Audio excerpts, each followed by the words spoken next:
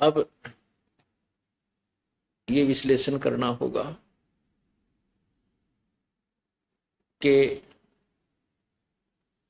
ब्रह्मा विष्णु महेश, रजगुण ब्रह्मा सतगुण विष्णु तमगुण शिव जी की पूजा करने वालों को क्यों राक्षस कहा? राक्षस स्वभाव को धारण किए हुए मनुष्यों में नीच दुष्कर्म करने वाले मूर्ख क्यों कहा गीता जी में? जैसे तमोगुण भगवान शंकर की पूजा की थी रावण ने, तमोगुण भगवान शिव से अतिरिक्त किसी को नहीं माना, ये दोष उसके गुरु का था। उस अज्ञानी ने बता दिया कि वेदों में भगवान शिव ये जटाधारी तमोगुण शिव ही सर्वेश्वर है, महेश्वर है, मृत्युंजय है, कालज्य है, पूज्य है, सर्व सब सुखदाई है। अब उस रावण ने गुरुदेव की उस अज्ञान पर विश्वास करके और तन मन धन से समर्पण करके भगवान तमोगुण शंकर को इष्ट मानकर इतना कठोर तपस्या की, अपना सिर भी काट कर चढ़ा दिया। ऐसे धड़ यहां से काटा था ना और समर्पण कर देता। जैसे उसने 10 शीश काटे तो 10 के 10 उसको मिल भी गए।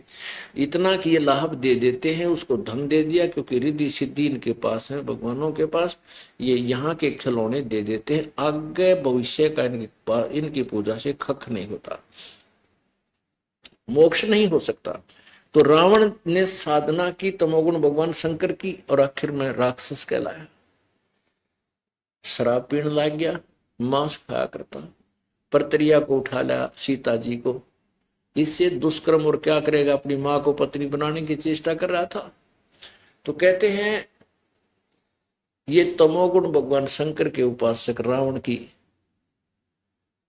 की गति थी, जिसके ऊपर सती थी, जिसको कोई सी भी संज्ञा दे लो सारी फटे। राक्षस स्वभाव को धारण किया, मनुष्यों में नीच दुष्कर्म करने वाला और मूड। अरे तेरा गजब हो, कहां से के कुकर्म कर लिया, एक औरत को उठा लिया, कितने बहाने बना के। अब दूसरा तमोगुण भगवान का उपासक एक भस्मागिरी था। उस भस्मागिरी ने ये गिरी पुरी नाथ ओगड़ नागा, ये सारे भगवान शंकर तमोगुण के अनुयायी हैं, उपासक हैं। तो भस्मागिरी ने भगवान शंकर के कैलाश पर्वत के ऊपर उसके मकान के सामने बैठ गया, ऊपर को पैर नीचे ने सिर करके सिरासन पर,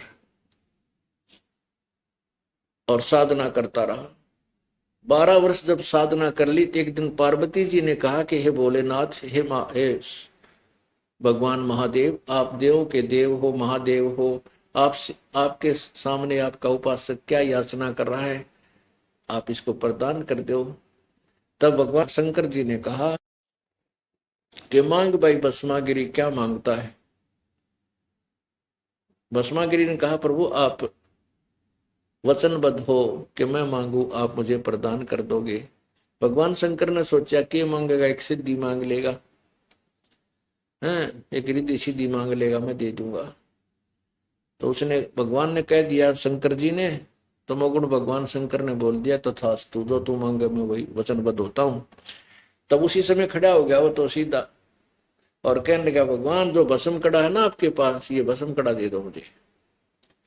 अब भस्म कड़े में क्या विशेषता थी? कड़ा जो भगवान ने हाथ में पहन रखा था, उस कड़े को किसी के सिर पे रख के यूं बोल दे भस्म, वो उसको जला देता था।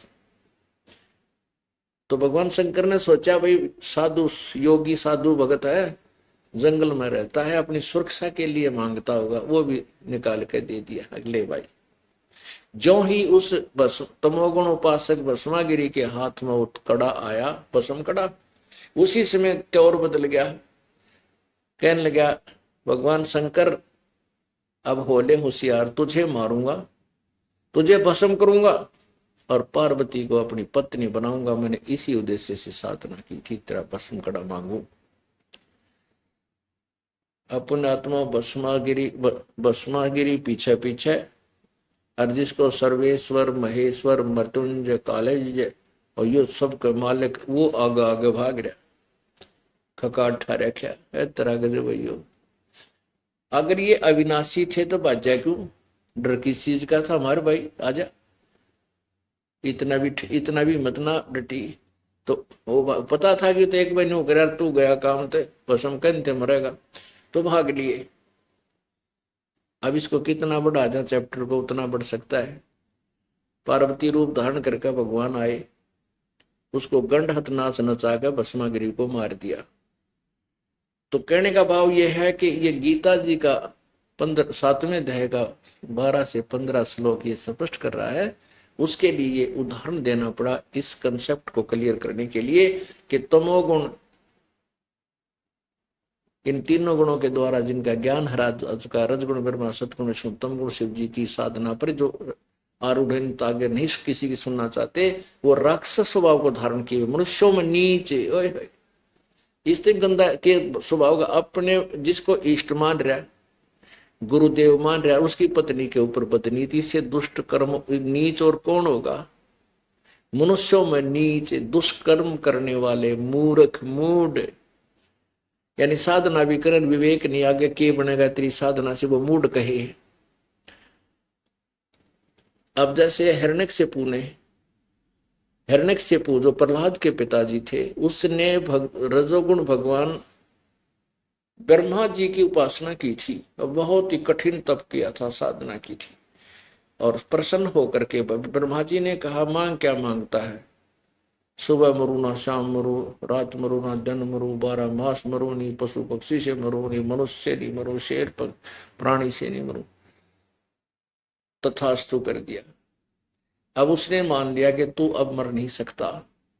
उधर से अपनी पूजा शुरू करवा दी कि मेरा नाम जपो, हरनकशपु बोलो, क्या ले रहा है विष्णु।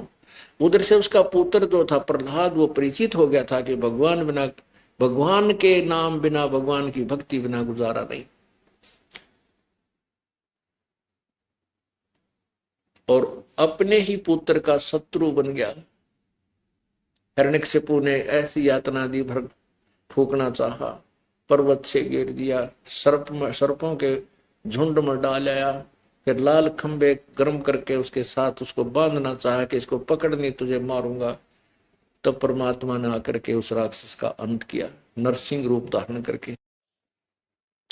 अब वो हिरण्यकशिपु राक्षस कहलाया, रजगुण ब्रह्मा का उपासक, दुष्कर्म करने वाले, राक्षस स्वभाव को धारण करने वाले, मनुष्यों में नीच दुष्कर्म करने वाले मूर्ख।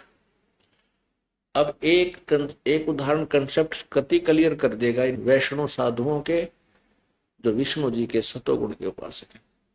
एक समय हरिद्वार के अंदर हर की पैड़ी पे एक कुंभ की परभी का संयोग इन्होंने जोड़ जुगाड़ जोड़ कर बनाया, और उस में स्नान करने के लिए सभी गिरी, पुरी, नागा, वैष्णव और ये सभी साधु वहां पहुंच गए। ये क्या करते हैं, गिरी अपने समुदाय में जाकर के पूरे ग्रुप बन जाता है, देश देशांतर के आकर, और वैष्णव अलग हो जाते हैं, अपना अलग डेरा होता है उनका, पूरी अलग, गिरी अलग, और नागा न्यारे। तो जब स्नान का समय आता है तो स्नान की जो परभी का समय होता है, थोड़ा सा कुछ समय होता है, 1-2 घंटा, और समय इस समय से इस समय तक रहेगी, उसके दौरान इन्होंने सभी ने स्नान करना होता है। तो नागा जो बिल्कुल नंगे रहते हैं, निवस्त्र, वो अपना पूरा समुदाय उनका चल पड़ा हर की पैड़ियों पर स्नान करने के लिए, परभी में मोक्ष कराने के लिए, पापों का नाश कराने के लिए। जैसे गीता जी अध्याय नंबर 4 के श्लोक 25 से 29 में लिखा है, कोई ऐसी साधना करता है, कोई ऐसी साधना करता है, और उन सभी साधनाओं को ये पाप नाशक जानकर करते हैं। और नागा पहुंच गए सबसे पहले हर की पैड़ी पर, पूरे पछागे और स्नान की तैयारी करने लगे। इतने में वैष्णव साधु वहां पहुंच गए, क्योंकि उस समय निर्धारित था, उस समय सभी ने नहाना होता है। तो वैष्णव जो विष्णु जी के सतोगुण के उपासक हैं, वैष्णव साधु पहुंच गए और नागाओं से कहने लगे, तुम पीछे आओ, हम पहले स्नान करेंगे, हम सर्वश्रेष्ठ हैं, हम सतोगुण भगवान विष्णु के उपासक हैं, तुम बाहर आओ। नागा बोले नहीं, हम सर्वश्रेष्ठ हैं, त्यागी और बैरागी हैं, हम नी वस्त्र हैं, नी विच्छा हैं, और हम सर्वश्रेष्ठ हैं, सर्वप्रथम स्नान करेंगे। प्रथम स्नान करण पे अब वैष्णो साधु बोले तुम बाहर मर लो नंगे हो, हैं पशु की तरह नंगे फिरते हो, तुम न नहाना न धोना, टट्टी के हाथ भी ना धोते, शरीर फिरो, बाहर मरो, पहले हम स्नान करेंगे, तुम कैसे श्रेष्ठ होगे।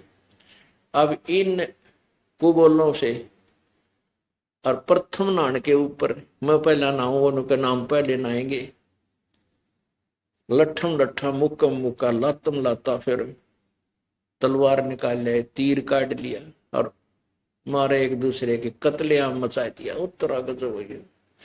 25,000 साधु ये जिन संत कहे थे तमोगुण उपासक, ये तीनों गुणों के उपासक, ये त्रिगुण माया के द्वारा जिनका ज्ञान हरा जा चुका है, राक्षस स्वभाव को धारण किए हुए मनुष्यों में नीच दुष्कर्म करने वाले मूर्ख उड़ा कट का मर गए। 25,000 गंगा का पानी लाल बना दिया, वहां पर 100 का ढेर लाए क्या। हे भगवान, अब इसके विषय में उस सवसम वेद में कहा है, जिसके विषय में गीता जी अध्याय नंबर 4 के श्लोक 31 में कहा है कि इस प्रकार के साधना अनुष्ठानों के विषय में उस परमात्मा के द्वारा पूर्ण ब्रह्म सच्चिदानंद घन प्रभु के द्वारा दिया गया अपने मुख से बोला हुआ ज्ञान अर्थात उनकी वाणी में, उसमें सब प्रकार का निर्णय दिया गया है कि ये साधना जो करते हैं ठीक है कि गलत है, और यथार्थ साधना कौन सी है, कौन सी पूजा ठीक है। तो सवसम वेद में क्या कहा है, तीर तुपक तलवार कटारी जमदड़ जोर बदावे हैं, हर पैड़ी हर हेत न जाना वाजा तेग चलावे। तेग माने तलवार। काटे शीस नहीं दिल करुणा जग में साध कमावे हैं, जो जन इनके दर्शन को जावे उनको भी नरक पठावे हैं। के तीर तुपक कटारी नो ठोक दी एक दूसरे के और कत्लेआम कर दिया, गर्दन काट डाली। तीर तुपक तलवार कटारी डट कर जमदड़ जोर बधावे हैं, यानी डट कर युद्ध किया। और हर पैड़ी हर हेत ना जाना, हर की पैड़ी, और वहां पर भगवान के प्रति उन्हें डर भी कोई ना, प्यार भी ना उमड़ा। तुम आए थे वहां पर पाप कटाने के लिए, मोक्ष कराने के लिए, और कत्लेआम कर डाला। एक तरफ तो हर की पैड़ी कहते हैं भगवान का स्थान, और वह भगवान की छाती में ऐसा कुकर्म, तो इनको और क्या संज्ञा दे जो गीता ने दे दी या थोड़ी है। गीता जी ने जो इनके विषय में लिखा है ये कम से कम है, इनके बारे में तो कुछ भी बोला जा सकता है।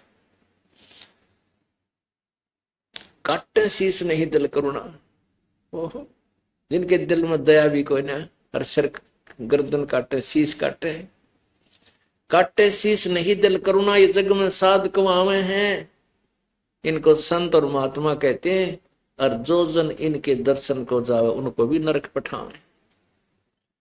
ये आपने देखा होगा गांव गांव में इन गिरिया का, पुरियों का, नाथों का कितन कितन चमटा जरूर गढ़ रहा, कोई डेरा आश्रम बना हुआ है, और सारे सुल्फा पीवे, सारे सेलम भर का हुक्का पीवे, फिर उनमें चरस डाल के पीवे, अफीम तक खावे, और गांव में कम से कम सैकड़ों आदमियों को खराब कर देते हैं। ये वहां गांव के अंदर, गांव के अंदर जो बैठे हैं ना डेरे वाले, जुल्म कर रखे है ना।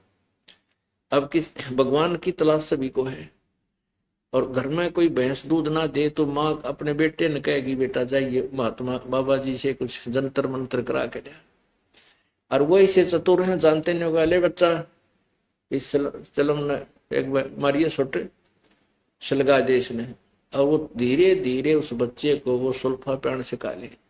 फिर वो बच्चा आदि हो जाए, फिर घर ते दाने गेहूं लको के लिया छुपा के फिर बेच के फिर सुल्फा बाबाजी दौरे में लाए, वो बैठा गांव का गोरे, तो इन ने न्यू नाश कर रखा सारा, ऐसा बट्ठा बैठा दिया, सारी बुराइयां पैदा कर दी समाज के अंदर। अब उस समाज को रेन के द्वारा बिगाड़ा गया, स्वस्थ करने के लिए इस दास को कितना प्रयत्न करना पड़ रहा है। अब हो जाएगा, हो जाएगा, कितना ही कपड़ा मैला हो साबुन और पानी के प्रयोग से और ड्राई क्लीन से साफ हो जाएगा। अब हमारे पास सारे व्यवस्था है, सब पदार्थ है, सब प्रकार की विधि है, पूरे विश्व को साफ कर देगा परमात्मा का ऐसा निर्मल ज्ञान है।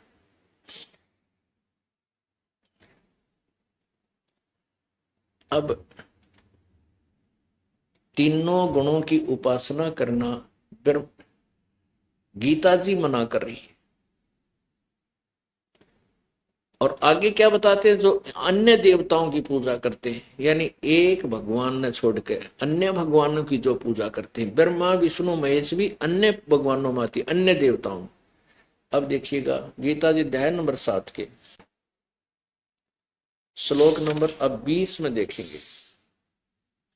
इन्हीं से संबंध है, 15 से आगे संबंधित है। अब क्या लिखा है इसमें कि उन उन भोगों की कामना द्वारा जिनका ज्ञान हरा जा चुका है, ब्रह्मा विष्णु महेश यानी अन्य उन देवताओं से मिलने वाले लाभ से जिनका ज्ञान हरा जा चुका है, अपने स्वभाव से प्रेरित होकर उस नियम को धारण करके अन्य देवताओं को भजते हैं, पूजते हैं। अन्य देवताओं को आगे देखो 21 में, जो सकाम भक्त, ये 21 है, सकाम भक्त जिस जिस देवता के स्वरूप को श्रद्धा से पूजना चाहता है, उस भक्त की श्रद्धा को मैं उसी देवता के प्रति स्थिर करता हूं। आगे देख काल बोल रहा है 22 में, वह पुरुष उस श्रद्धा से युक्त होकर उस देवता का पूजन करता है और उस देवता से मेरे द्वारा ही विधान किए हुए उन इच्छित भोगों को निसंदेह प्राप्त करता है। अब 23 में स्पष्ट कर दिया, परंतु उन अल्प बुद्धि वालों का वह फल नाशवान है। अल्प बुद्धि मंद बुद्धि वालों का, अज्ञानियों का, देवताओं को पूजने वाले देवताओं को प्राप्त होते, मेरे भक्त मुझको ही प्राप्त होते हैं। क्या स्पष्ट किया है कि जो अन्य देवता ब्रह्मा विष्णु महेश अन्य देवताओं में आते हैं, फिर कहता है इनकी पूजा करते तो हैं, और इनको जो थोड़ा बहुत लाभ इनसे मिलता है, इनको मैंने ही ये पद दे रखे ब्रह्मा विष्णु महेश को। ये और सुन दो थोड़ी सी, एक प्रमाण आपको सिद्ध करते हैं। शिव पुराण के अंदर देखिए, एक बार ब्रह्मा और विष्णु की लड़ाई होगी। किस बात पर? कि ब्रह्मा जी कहता है विष्णु जी को जाकर के कि विष्णु मैं तेरा बाप हूं, तू मेरे से पैदा हुआ है। विष्णु कहता मैं तेरा बाप, तू मेरे से पैदा हुआ है। इस बात पर मैं तेरा बाप हूं, कहना मैं तेरा बाप, दोनों का झगड़ा हो गया, कर लिया अपने हथियार तैयार। उन दोनों का फिर युद्ध समाप्त कराने के लिए इस काल भगवान ने एक स्तंभ ऊपर से स्तंभ छोड़ दिया, तेजों में स्तंभ उनके बीच में गाड़ दिया, और उस स्तंभ ने देखने लग गए, ये ऊपर नीचे जाके वो लड़ाई बंद होगी। फिर वो काल प्रकट हुआ ज्योति निरंजन महाशिव के रूप में, शिव जी के रूप में। ये ऐसे ही इनको भ्रमित करता है। कोई साधक साधना करता है, ओम नाम का जाप मेडिटेशन अठियो करता है, किसी को तो विष्णु रूप में दर्शन दे देता है, किसी को शिव रूप में दर्शन दे देता है, किसी को ब्रह्मा रूप में। तो ये साधक सोचता है कि ये ब्रह्मा विष्णु महेश जो ये देवता है ना, ये है भाई पूर्ण परमात्मा, हमें दर्शन हुए, हमारे को ये आदेश देगा, ये वरदान देगा। तो वो न्यो उड़ जाती है, ये भ्रमित हो गए एक दूसरे से। फिर ब्रह्मा जी के पास आकर कहें आप ही पूर्ण परमात्मा हो, आपने हमसे छुपे हुए हो, आप ही जगत के श्रेष्ठा हो, आप परम पिता हो। तो ब्रह्मा जी चौड़ा हो जाए, मैं हूँ सब कुछ, और उसने बेरा क्या है को नहीं। फिर कोई जो इस काल ने जिसको विष्णु रूप में दर्शन दिए, वो विष्णु जी के सामने कहे कि आप ही सर्वेश्वर हो, आप ही सब देवताओं के देवता हो, आप ही जगत के पिता हो, आपने सृष्टि रची, हमें खूब पता लग गया, आप छुपाए हुए। फिर विष्णु जी के हम मैं सृष्टा हूं। 3 दिन का न्यो बिरानवाटी हो रही है, इसलिए लड़ पड़े दोनों। पता कोई से न कोई से कहे कभी कोई ना। अब इनकी पोल खोलता है तीनों की, ब्रह्मा विष्णु महेश की, वो काल। अब देखना जानते शिव पुराण, ये 3 इनकी ऐसी लड़ाई है हमारे भगवाना की, जैसे तीसरी चौथी कक्षा के बालक लड़ा करते। वो नो कहता मैं तेरा बाप, होने का मैं तेरा बाप, पकड़ने गर्दन दे मुक्का मुक्का। और फिर टीचर के पास जाओ, क्यों लड़ो हो भाई तुम? जी ने बोला जी मैं तेरा बाप है ना, जी यू पहले बोला मैं तेरा बाप। तेरा गजब। तो ये लड़ाई तो हमारे देवता लड़े जिनकी हम पूजा करा करते, और हम सोचा हमें शांति मिलेगी, हमारे अंदर सदाचार आएगा। ये देखिएगा शिव महापुराण। ये कहां से प्रकाशित है? श्री शिव महापुराण, विद्यावृद्धि पंडित ज्वाला प्रसाद जी मिश्रकृत हिंदी टीका सहित, खेमरा श्री कृष्ण दास प्रकाशन बंबई।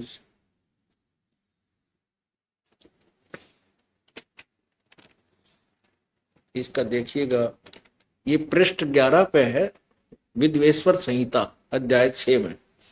ये थोड़ा सा पढ़ के सुनाऊंगा, आनंद आएगा आपको। नंदी केश्वर जी ने, नंदी जो बैल रूप में भगवान शिव के साथ है, इसने सुनाया कि एक बार श्री विष्णु जी ब्रह्मा जी विष्णु जी के पास आ गए, उनकी कैसे लड़ाई हुई, फिर सारी कहानी सुनाइए, देखिएगा। ये है श्री शिव पुराण पृष्ठ 11 पे, और ये है विद्वेश्वर संहिता भाग 1 अध्याय 6। अब देखो, नंदी केश्वर यानी वो नंदी भगवान, बैल भगवान बोले, हे योगिंदर, आगे एक समय विष्णु भगवान शेषशैया पर अपने गरुड़ आदि पार्षदों से युक्त लक्ष्मी सहित शयन करते थे। उस समय ब्रह्मज्ञानियों श्रेष्ठ ब्रह्मा जी अपने स्वेच्छा से वहां आए। सब प्रकार सुंदर सेज पर शयन करते हुए कमल लोचन विष्णु जी से पूछने लगे, तुम कौन हो? ब्रह्मज्ञानी ने कहा, तुम कौन हो जो मुझे देखकर अभिमानी पुरुष के समान शयन करते हो? वत्स, बेटा उठो, देख मैं तुम्हारा स्वामी आया हूं। आए हुए गुरु को देखकर जो अभिमान करता है, उस द्रोही मूड का गाली दे है विष्णु को, प्रायश्चित होना उचित है, ये ब्रह्मज्ञानी। और वह यह सुनकर विष्णु जी के अंतर में तो क्रोध हुआ, अंदर तो गुस्सा हुआ, ऊपर तय, परंतु बाहर से शांत रहे और बोले, ए हे वत्स, ए बेटा, तुम्हारा मंगल हो, बैठो, इस आसन पर विराजो। इसमें तुम्हारा चित्र नेत्र कुटिल और मुख वक्र कैसे हो गया, क्यों हो रहा है? ब्रह्मा जी बोले, वत्स, ब्रह्मा जी बोले, बेटा विष्णु, तुमको समय के प्रभाव से अभिमान है। हे पुत्र, मैं तुम्हारा रक्षक और जगत का पिता हूं। विष्णु बोले, ये तो सब जगत मुझ में सतीत है, तुम चोर के समान किस प्रकार अपना कहते हो? तुम मेरी नाभि कमल से उत्पन्न हुए हो, इससे मेरे पुत्र हो, और मुझे पुत्र कहना व्यर्थ है। नंदीकेश्वर बोले, इस प्रकार ब्रह्मा विष्णु दोनों ही रजोगुण से मुग्ध होकर विवाद करने लगे। मैं श्रेष्ठ हूं, मैं स्वामी हूं, ऐसा कहकर एक दूसरे को मारने की इच्छा से युद्ध करने लगे। संपूर्ण देवता विमान में बैठकर उस महा अद्भुत युद्ध देखने को चले और आकाश में उनके ऊपर फूल बरसाने लगे। ये हमारे देवता देख लो, दूसरे ब्रह्मा विष्णु में भेजते नहीं आ रहे। अब वो दोनों लड़ने तैयार हो रहे हैं, मरने मारने को, और वो ऊपर तो फूल बरसाओ है, कर दो काम, लड़ो। जबकि जाकर पंचायत करनी चाहिए, समझदारी से काम लो जी, क्यों लड़ो हो, आप पर लड़ोगे तो हमारा क्या होगा? नो कि वो फूल बरसाओ ऊपर तक, कर दो काम, मारो लठ एक दूसरे के। अब आगे देखो, ये हम जो अपने उद्देश्य पर आते हैं, ब्रह्मा विष्णु और शिव ये परमात्मा नहीं है, मालिक नहीं है। दास नहीं कह रहा, ये अपने पुराण कह रहे हैं, इनकी हिस्ट्री बता रही है। ये देखिए, विद्वेश्वर संहिता अध्याय 9 में पृष्ठ 17 पे, अध्याय 9 में यहां से शुरू करते हैं। अब ये काल उनके बीच में आ गया। नंदीकेश्वर बोले, इस प्रकार भगवान ने उन नम्र हुए ब्रह्मा और विष्णु पर अनुग्रह करके उनके युद्ध में जो परस्पर उनकी सेना मारी गई थी, उसको अपनी शक्ति से जीवित किया कर उठाया। फिर क्या बोला वो? मेरे सकल और निष्कल भेद से दो स्वरूप हैं, तो परंतु और ईश्वर नहीं, इस कारण तुम उनके दो रूप नहीं हो सकते। पहला सतम रूप और दूसरा पीछे मूर्तिमान रूप धारण किया। इसमें ब्रह्म रूप निष्कल है और ईश्वर सगुण है। मेरे ये दोनों रूप सिद्ध हैं, दूसरे किसी के नहीं। अब देखिए कमाल कर रखे, किसी के नहीं हो सकती। इस कारण तुम दोनों को अथवा दूसरों की ईश्वरत्व की प्राप्ति नहीं हो सकती। और तुमने अज्ञानता से अपने को ईश माना। ब्रह्मा और विष्णु को कौन कह रहा है? ये काल जो सदा शिव महाशिव रूप में रहता है। तुमने अपने आप को ईश मान लिया, भगवान मान लिया, यह बड़ा अद्भुत हुआ। उसके उसके दूर करने को ही मैं रण स्थान में आया। अब तुम अपना अभिमान त्याग कर मुझ ईश्वर में अपनी बुद्धि लगाओ। मेरे प्रसाद से लोक में सब अर्थ प्रकाश करते हैं। यहां देखो, अब ये 18 पृष्ठ पे विद्वेश्वर संहिता 10 अध्याय में यहां नीचे देखो। अब ये क्या कहता है? काल हे पुत्रो, यह कृत्य कौन सा? जैसे सतिथि और उत्पत्ति का।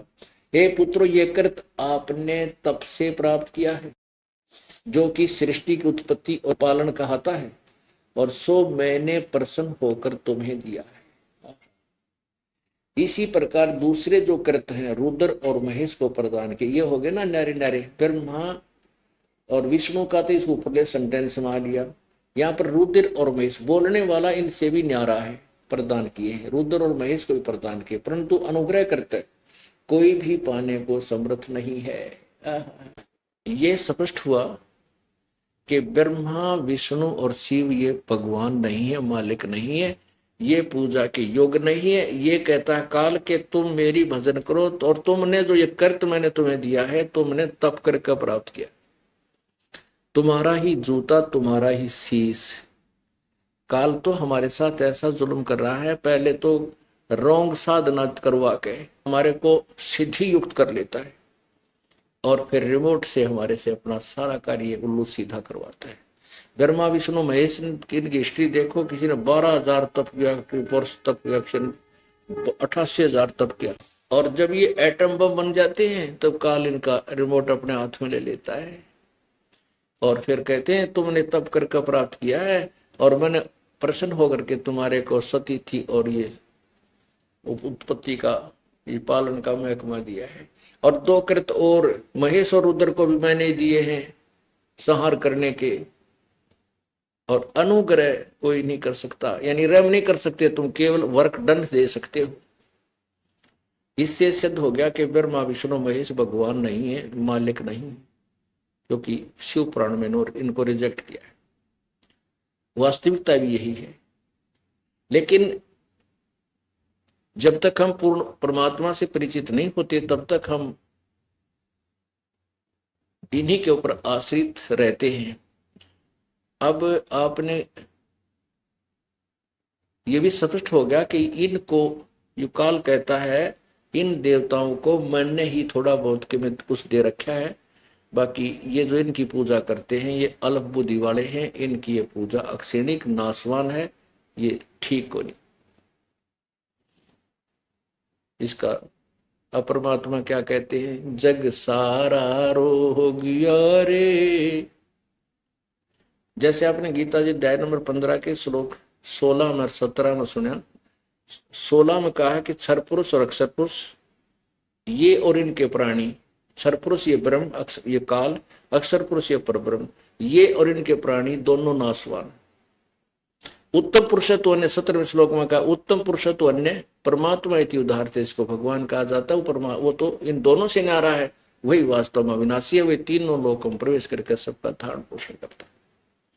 गीता ज्ञान दाता अध्याय नंबर 4 के श्लोक 5 में कहता, अर्जुन तेरे और मेरे बहुत जन्म हो चुके, तू नहीं जानता मैं जानता हूं। अध्याय 4 के श्लोक 9 में कहा कि मेरे जन्म और क्रम अलौकिक है, यानी जन्म तो होते हैं।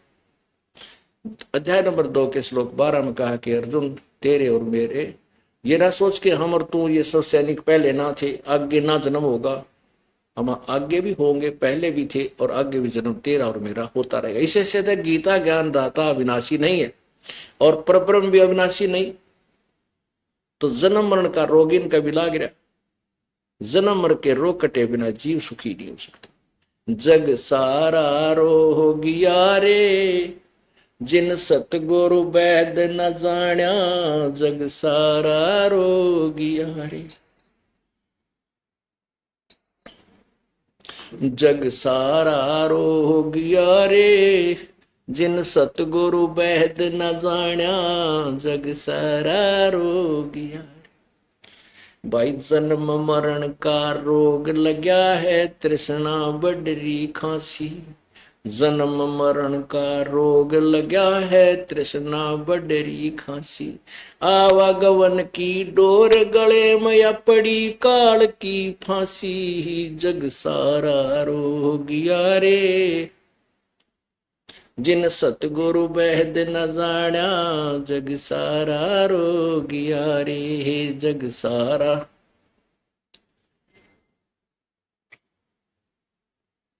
भाई साचा सतगुरु कोई है न पूजे इन झूठा जगपतियासी। सच्चा सतगुरु कोई है न पूजे झूठो जगपतियासी। अंधे की बाँ गई अंधे न ये मार्ग कौन बतासी। जग सारा रोगिया रे जिन सतगुरु बैद न जाण्या जग सारा रोगिया रे। जग सारा रोगिया रे जिन सतगुरु। भाई देखा देखी गुरु शिष्य बन गए किया ना तत्व विचारा। देखा देखी गुरु शिष्य बन गए किया ना तत्व विचारा। गुरु शिष्य दोनों के सिर पर युकाल ठोके पंजारा। जग सारा रोगिया रे जिन सतगुरु बैद न जाण्या जग सारा रोगिया रे। सार शब्द सर जीवन बूटी घस घस अंग लगावे। सार शब्द सर जीवन बूटी घस घस अंग लगावे। कह कबीर तुम सतकर मानो ये जन्म मरण मिट जावे। जग सारा रोगिया रे जिन सतगुरु बैद न जाण्या जग सारा रोगिया। सत साही परमात्मा के जन्म मरण का रोग लगा तृष्णा बडरी खांसी और आवागमन आठ डोर गल या पड़ी काल की फांसी। फिर क्या कहते हैं कि सच्चे सतगुरु की न कोई नहीं पूजे इन झूठा जगपति ऐसी सारे न गपोड़ पेल रखे। इनके ऊपर विश्वास करें बैठे जिन्हें कह का भी नहीं पता। और परमेश्वर कबीर जी आए थे 600 साल पहले ये निर्मल ज्ञान बताया करते वो नहीं माननी किसी। तो भगवान आखिर में कहते हैं सच्चा सतगुरु कोई ना पूजे इन झूठों जगपति ऐसी। और अंधे की माँ पकड़ी अंधे ने बता मार्ग कौन बतासी। ये सारे अंधे अनुयायी भी ज्ञानहीन और वो मुख्य इनके हेड ऑफ द डिपार्टमेंट भी अज्ञानी। तो कौन सा राह बतावे मोक्ष मार्ग का। फिर परमात्मा कहते हैं कि एक वो सार नाम जो है सार शब्द जो है ये आपका रोग काटेंगे जन्म मरण का। और इसको नाम लेकर इसका जाप करना होगा सार नाम का। और कह कबीर तुम सतकर मानो जन्म मरण मिट जैसी। बोलो सतगुरुदेव सत साहे। परम पिता परमात्मा सारी सृष्टि के रचनहार सर्व ब्रह्मांडों के कुल मालिक कबीर देव कबीर प्रभु कबीर अमितोजा कबीर अग्नि कबीर अल्लाह अल्लाह अकबर अल्लाह कबीर हक्का कबीर। ये उसी परम पिता परमेश्वर कबीर देव के कबीर साहब के भाषा भिन्न नाम है। वो परमात्मा सर्व सृष्टि रचनहार कबीर परमेश्वर कबीर प्रभु ये पूर्ण ब्रह्म परम अक्षर ब्रह्म अपने विषय में जानकारी देने के लिए स्वयं ही आते हैं। जैसा कि आपने यजुर्वेद अध्याय 5 के मंत्र 1 में सुना और देखा पढ़ा कि वो परमेश्वर अग्नि तनुरसी परमेश्वर सह शरीर है। हे परमात्मा हे परमेश्वर आप सह शरीर हैं। विष्णुवे तवा सोमस्य तनुरसी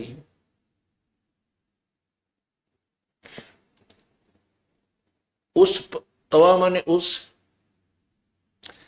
सोमस्य माने अमर पुरुष यानी अविनाशी परमेश्वर का, तनु माने शरीर, विष्णवे माने सबका धारण पोषण करने के लिए। जो गीता जी अध्याय नंबर 15 के श्लोक 16 और 17 में तीन प्रभुओं के विषय में जानकारी दी है। तीन पुरुष बताए हैं। पुरुष माने प्रभु,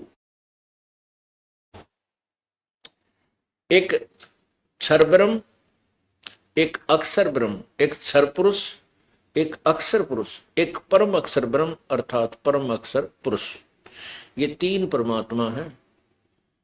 एक ब्रह्म, इसको क्षर पुरुष भी कहते हैं, क्षर ब्रह्म भी कहते हैं।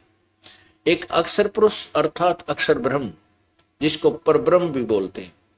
एक अक्षर, एक परम अक्षर ब्रह्म, परम अक्षर ब्रह्म, उसको पूर्ण ब्रह्म भी कहते हैं, उसको परम अक्षर पुरुष भी कहते हैं।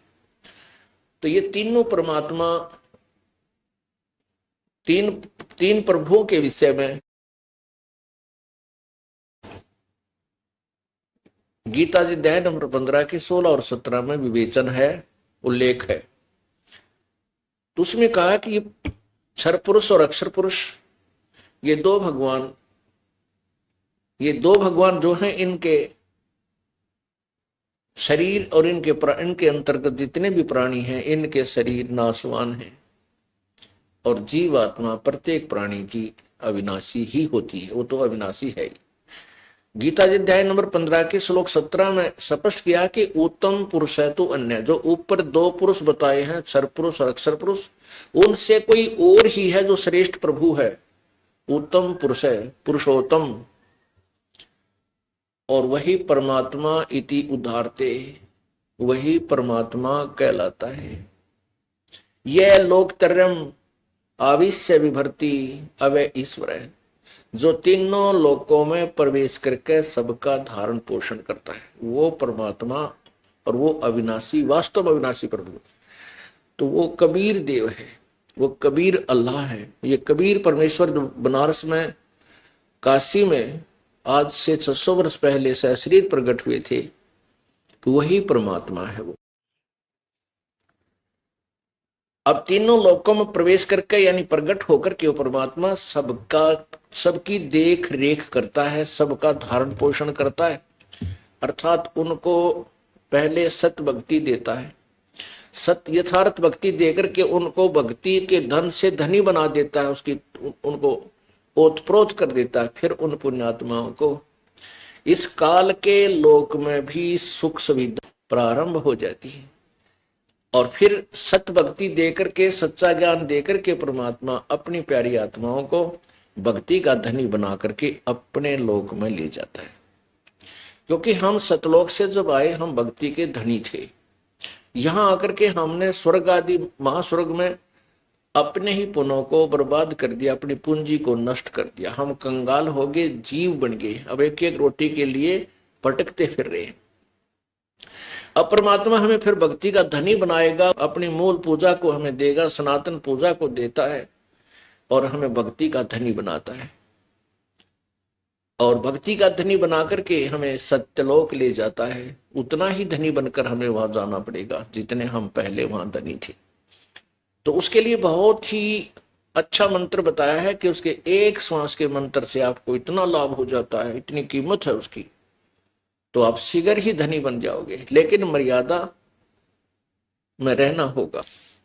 अब ये सत्संग समागम चल रहा है, परमेश्वर का पृथ्वी पर आगमन, तीनों लोकों में प्रवेश करके धारण पोषण करने वो परमेश्वर जब आते हैं, वो इस प्रकार आते हैं, जिसके विषय में अब जानकारी दी जाएगी कि आज से लगभग 600 वर्ष पूर्व सन 1398 में वो परमेश्वर सशरीर प्रकट हुए थे और हम सब का धारण पोषण करके गए थे। जितने भी 64 लाख शिष्य हुए थे प्रभु के उस समय, उन 64 लाख को भक्ति से परिपूर्ण करके चले गए। यानी इतना करके पार तो हम नहीं हो पाए, क्योंकि हमने परमात्मा पर विश्वास नहीं हुआ। उस समय हम 64 लाख शिष्य थे कबीर जी के। आज से 600 वर्ष पहले भारतवर्ष की जनसंख्या मुश्किल से 4 करोड़ होगी, जिसमें अफगानिस्तान, बलोचिस्तान, और गढ़ गजनी तक यहाँ पर एक ही देश था। तो उस समय 64 लाख शिष्य और एक संत के हो जाना कोई बालकों का खेल नहीं है। 64 लाख, ना कोई मीडिया था, ना कोई प्रचार प्रसार का माध्यम था, क्योंकि वो समृद्ध शक्ति थी। एक दिन में 1000 जगह प्रकट होकर के अपने प्रचार कर दिया करते थे। और जो भी मालिक के चरणों में आता था उसको सुख हो जाता था, उसके कष्ट निवारण हो जाते थे, फिर वो गुण गाता रहता था। इस प्रकार 64 लाख शिष्य प्रभु के हुए थे। वो परमात्मा अतिथि रूप में आता है। अतिथि का अर्थ होता है जिसके आने की तिथि पूर्व निर्धारित ना हो, अचानक आ जाए, और वो कुछ ही दिन का मेहमान होता है। तो ऐसे परमेश्वर अचानक आते हैं और कुछ दिन संसार में रह करके एक जनसाधारण जैसी भूमिका करके वो सह शरीर चले जाते हैं। प्रत्येक युग में वो ऐसी ही लीला किया करते हैं। उसी के विषय में यजुर्वेद अध्याय नंबर 5 के मंत्र नंबर 1 में स्पष्ट किया है कि वो परमात्मा, हे परमेश्वर, आप सह शरीर हैं, आप तेजो में शरीर युक्त हैं। क्योंकि अग्नि परमेश्वर का अर्थ है तेजो में शरीर युक्त परमेश्वर। परमेश्वर का जो शरीर है वो तेज पुंज का है, नूर का है। अब जैसे हमारा शरीर 5 तत्वों से मिलकर बना है, और इसमें 5 तत्व कहीं नजर नहीं आते, कितना सुंदर कैसा बन गया।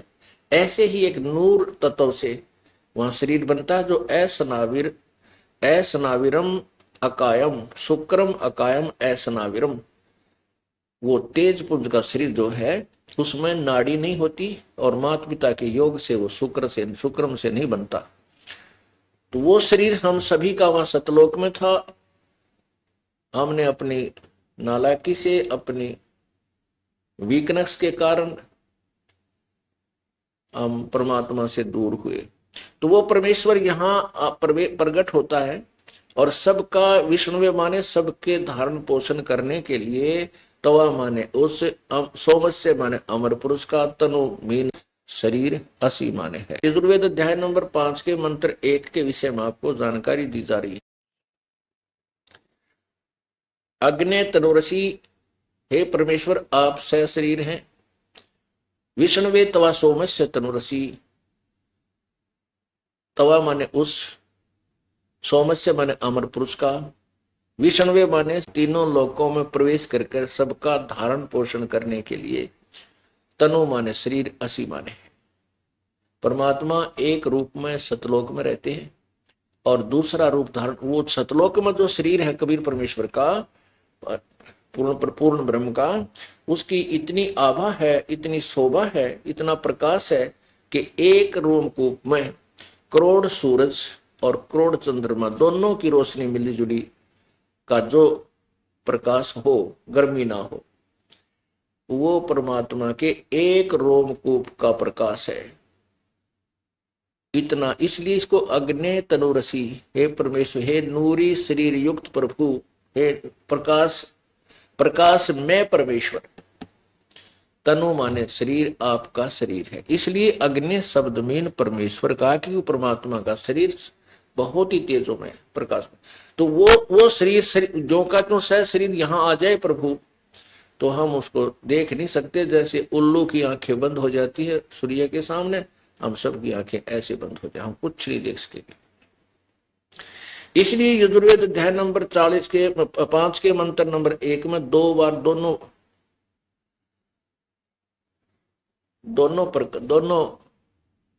शरीर के दोनों रूप के शरीर के विषय में यजुर्वेद हमें बता रहा है कि वो परमात्मा जब तीनों लोकों में प्रवेश करके करता है, आता है, सबका धारण पोषण करता है, उसके लिए भी उनका शरीर है। और वो अतिथि रूप में आता है। वही अतिथि रूप में प्रकट परमात्मा सबका पूज्य है, सबको पूजने योग्य है, वो परमात्मा ही होता है। इसी के विषय में कल प्रसंग चल रहा था कि इन अज्ञानी ऋषियों ने और गुरुओं ने, अनाड़ियों ने, जिनको ना तो वेदों का ज्ञान था, ना श्रीमद् भगवत गीता का ज्ञान था, ना पुराणों का ज्ञान था, दुनिया को भ्रमित कर दिया। केवल एक संस्कृत भाषा जानते थे,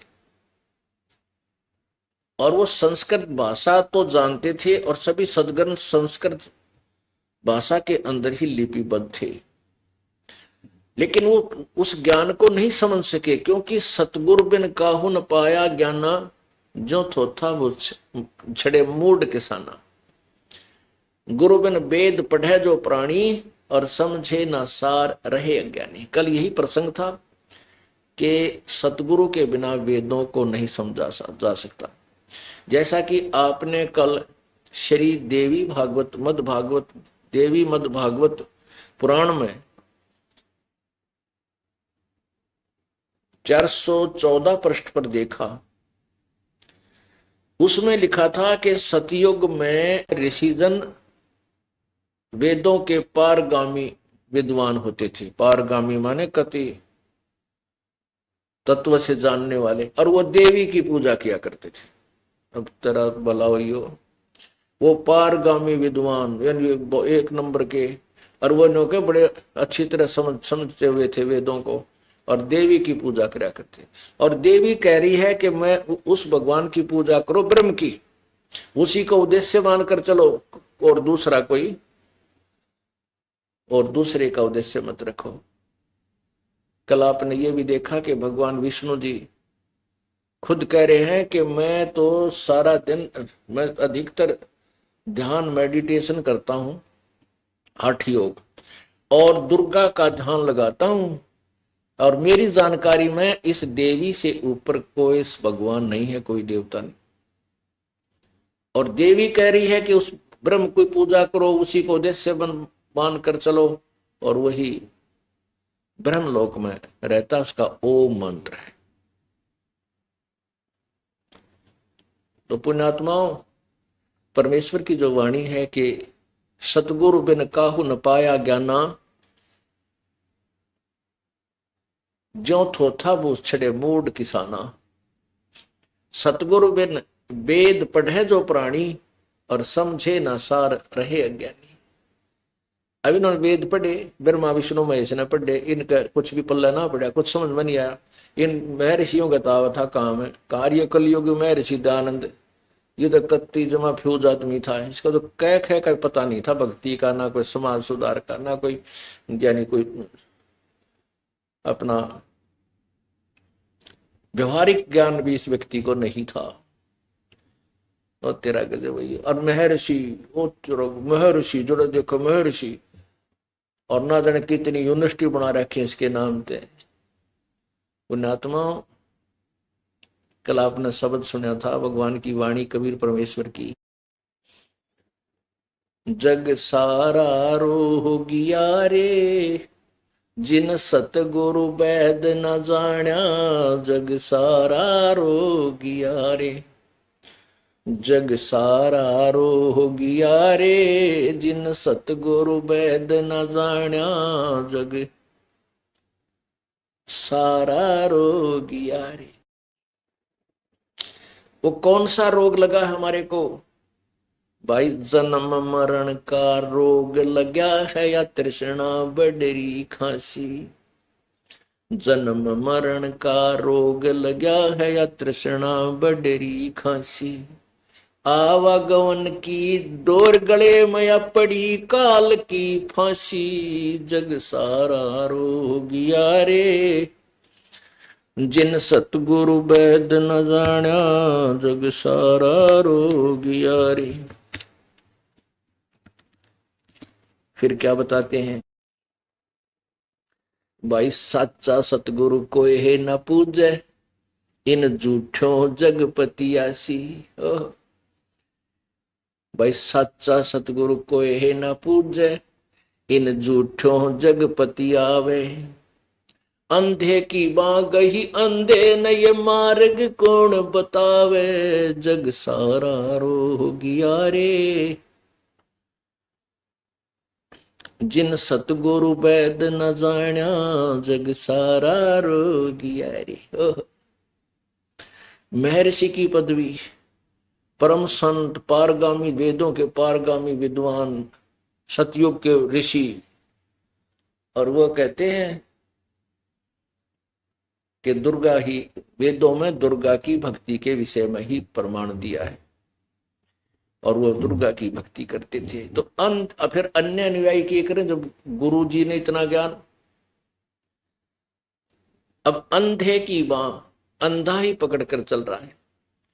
जो सबसे आगे चल रहा है वो अंधा, वो ब्लाइंड मैन, वो अपने आप को आंखों वाला सिद्ध कर रहा है। और पीछे जो कतार वो पंक्ति लगी है वो कह रहे हमारे गुरुजी सही जानकार है, हमें ठीक दिशा में ले जा रहे। तो परमात्मा आज स्पष्ट कर रहे हैं, ये तत्व ज्ञान हमारे सामने स्पष्ट कर रहा है कि अंधे की बाँ अंधा पकड़े जावा था। और ये ऋषि महर्षि और ये गुरु सारे ज्ञानहीन, ज्ञान नेत्रहीन थे। और अनुयायियों के फिर आंख हो कहां से, जब गुरुजी अंधे हैं तो वो अंधे की बाँ अंधा ही पकड़ा जा। हम तो अंधे थे ही, क्योंकि हमें तो ये ज्ञान था ही नहीं कि सदग्रंथों में क्या लिखा है, क्योंकि हम अशिक्षित थे, हमारे पूर्वज अशिक्षित थे। और जिन्होंने ये संस्कृत भाषा आती थी वो वेदों और गीता को समझ नहीं सके। क्यों? परमात्मा कहते हैं मोती मुक्ता दर्शत नाई, ये जग है सब अंदरे, दिखत के तो नैन चश्म इनका फिरा मोतिया बंदरे।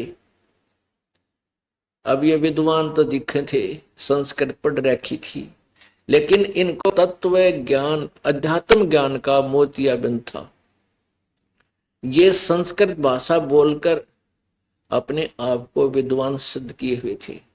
और हमें ऐसा लगा था जैसे ये तो कसूते विद्वान है, संस्कृत में तो डटे नहीं डटते, इतनी स्पीड तो संस्कृत भाषा बोल रहे हैं। लेकिन जिस किसी को मोतियाबिंद हो ना, सफेद मोतियाबिंद, उसकी आंखें इतनी स्वस्थ दिखाई देती हैं, बहुत ही स्वस्थ, लेकिन उसको दिखता कति नहीं। ऐसे ही ये विद्वान महर्षि पाके पड़े थे, इनका मोतियाबिंद था अध्यात्म ज्ञान का, इनको मोतियाबिंद था, इनको कोई ज्ञान नहीं था। पुण्यात्माओं, ये इसीलिए संघर्ष हो रहा है इस दास के पास कि मुझे सच्चाई कहनी पड़ रही है। मेरी ड्यूटी, मेरा कर्तव्य प्रभु ने यही बना दिया कि मैं सदग्रंथों का ज्ञान जनसाधारण तक पहुंचाऊं, ये आदेश है परमात्मा का। अब हमारे साथ कुछ भी घटना घटे, कुछ भी हो, इसकी परवाह नहीं मुझे, क्योंकि परमात्मा ने जो आदेश दे दिया, अब रखवाला भी वो बनेगा। उसने बाग लवाया है अपना, तो हम तो उसके नौकर हैं, उस बाग के माली के, उस बाग के मालिक के हम तो नौकर हैं, उसके पौधे लगा रहे हैं। अब बाढ़ तो उसने करनी पड़ेगी, ढटी ने करनी पड़ेगी अपने पौधों को सुरक्षित रखने के लिए। तेरे लगे रे सत्संग बागे हो बाग, बंदी छोड़ चमन के माड़ी, तेरे लगे रे सत्संग बाग हो बाग, बंदी छोड़ चमन के माड़ी, तेरे लगे हो बाग, बंदी छोड़ चमन के माड़ी, सत्संग से सोधी आवे, नहीं जीव 84 में जावे, सत्संग से सोधी आवे, नहीं जीव 84 में जावे, अब मेटो द्वेष और राग हो राग, या उम्र बतेरी जाली, अब मेटो द्वेष और राग हो राग, या उम्र बतेरी जाली, तेरे लगे रे सत्संग बाग हो बाग, बंदी छोड़ चमन के माड़ी, तेरे लगे सत्संग बाग हो बाग, बंदी छोड़ चमन के माड़ी।